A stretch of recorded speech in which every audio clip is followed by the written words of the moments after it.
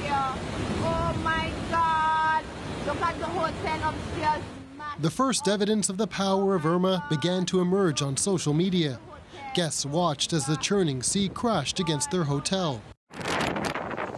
On the French side of the island of Saint-Martin, officials say at least 2 people died as the streets were flooded and the marinas became a mess of debris. They are gone. All the roofs are gone. The storm is already the most powerful ever recorded in the Atlantic Ocean, packing winds of up to 300 kilometers an hour, tearing roofs off buildings, overturning cars, and uprooting trees. Video from the Dutch side of St. Martin shows the airport barely visible behind a blinding torrent of rain and wind.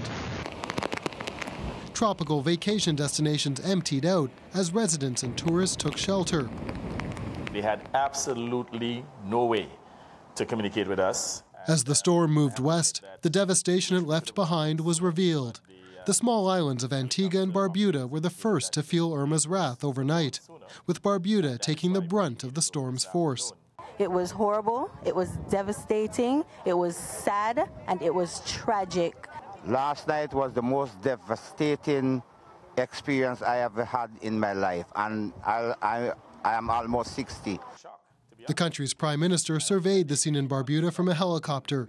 He says 95% of the structures were damaged and that more than half the estimated 1,800 residents are homeless, with at least 1 fatality. So when we flew over and we saw the extent of the damage, I mean, I want to tell you, I felt like crying, but crying will not help. It was really heart-wrenching.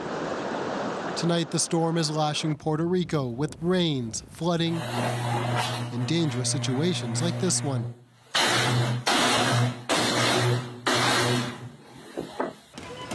Meanwhile, the mainland U.S. is bracing for what Irma may bring its way. In Florida, which could get hit over the weekend, cars were lined up to get gas, while others lined up to buy supplies to board up their homes. There were fuel and supply shortages in some areas as residents stocked up. In some parts of the Florida Keys and along the coast near Miami, mandatory evacuation orders were put in place. We're not knocking on doors, we're not arresting people, and we're not pulling people out of their homes. We're asking you to leave so you don't become a victim. His advice, reinforced by the devastation already unleashed by Irma: pray for the best, prepare for the worst. Stephen D'Souza, CBC News, New York.